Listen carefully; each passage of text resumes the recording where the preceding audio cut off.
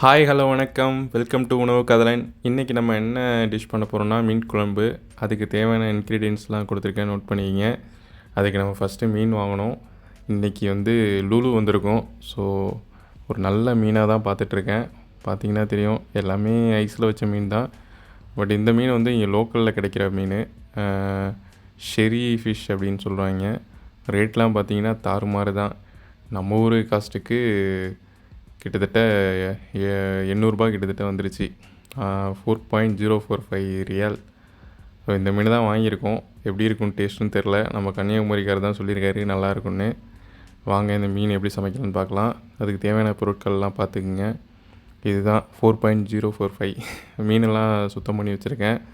நல்லா க்ளீனாக செமையாக இருக்குது மீன், ஃப்ரெஷ்ஷாக. இதுக்கு மசாலாவுக்கு சின்ன வெங்காயம், பூண்டு இதெல்லாம் வச்சு அரைச்சிக்கிட்டேன். அதுக்கப்புறம் பார்த்திங்கன்னா கொஞ்சம் மிளகாய்த்தூள், அப்புறம் எண்ணெய், அப்புறம் இந்த மசாலா இதெல்லாம் சேர்த்து நல்லா மிக்ஸ் பண்ணுங்கள்.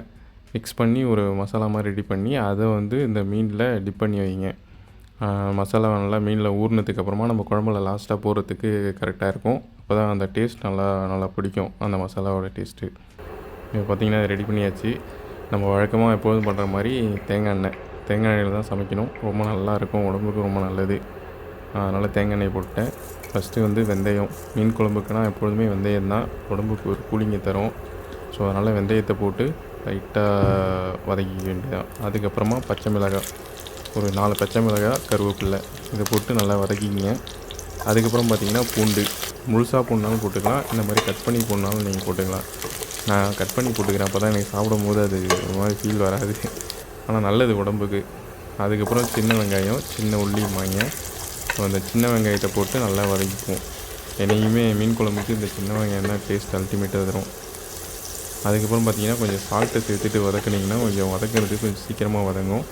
அதுக்கப்புறம் பார்த்திங்கன்னா இந்த மசாலா அரைச்சி வச்சு நல்லா சின்ன உள்ளி, இஞ்சி பூண்டு, அதுக்கப்புறம் பார்த்திங்கன்னா பச்சை மிளகாய், தக்காளி இதெல்லாம் போட்டு ஒரு சின்ன மசாலா ரெடி பண்ணிடலாம். அதை போட்டு தான் மறுபடியும் மிக்ஸ் பண்ணுறோம். அதுக்கப்புறம் பார்த்திங்கன்னா தக்காளி, நல்லா பொடிசாக கட் பண்ண தக்காளியை போட்டு நல்லா வதக்கிங்க. அதுக்கப்புறம் பார்த்திங்கன்னா வீட்டில் அரைச்ச மிளகாய்த்தூள், அது ஒரு டேபிள் ஸ்பூன். அதுக்கப்புறம் மல்லித்தூள், அதுக்கப்புறம் கொஞ்சம் கரம் மசாலா. ஸோ இதை போட்டு நல்லா மிக்ஸ் பண்ணிக்கிட்டே இருங்க. நல்லா மிக்ஸ் பண்ணுங்கள். மிக்ஸ் பண்ணதுக்கப்புறம் தண்ணி கொஞ்சமாக தண்ணியை விட்டு நல்லா மிக்ஸ் பண்ணி அதை கிரேவி பதத்துக்கு கொண்டு வந்துக்கிட்டே இருங்க. கொஞ்சமாக தண்ணி விட்டோம்னா நமக்கு அந்த டேஸ்ட் நல்லாயிருக்கும். ஒரேடியாக தண்ணி விட்டிங்கன்னா நம்ம குழம்பு ஒரு நீர்த்து போன மாதிரி கொஞ்சம் தண்ணியாக இருக்கிற மாதிரி இருக்கும். அதை கொஞ்சமாக தண்ணி ஆட் பண்ணி பண்ணும்போது அந்த ஒரு கிரேவிக்கான அந்த கெட்டியான ஒரு இது இப்போ தான் உங்களுக்கு கிடைக்கும். குழம்பு ரொம்ப அருமையாக இருக்கும். பார்த்திங்கன்னா நான் கொஞ்சமாக தான் தண்ணி விட்டுருக்கேன். பாருங்க, அருமையாக வந்துடுச்சு. அப்போ நான் புளியை கரைச்சி வச்சுருந்தோம்ல, அந்த புளி கரைச்சலை மறுபடியும் இதில் போட்டுக்கிறோம்.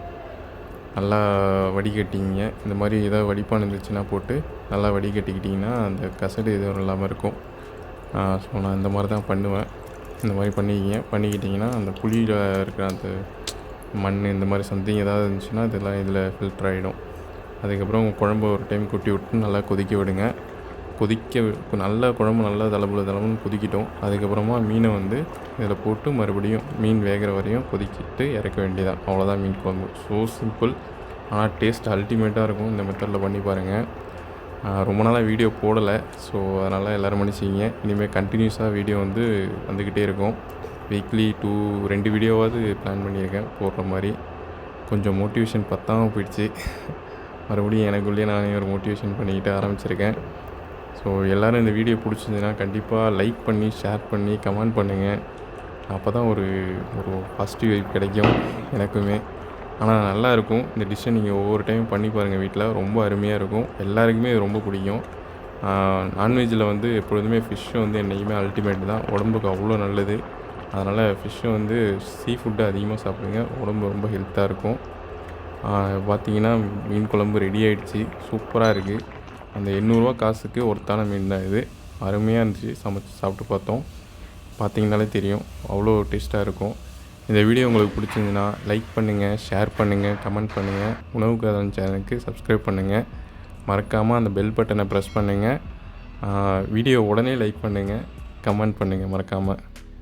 தேங்க்ஸ் ஃபார் வாட்சிங் உணவு கதலன்.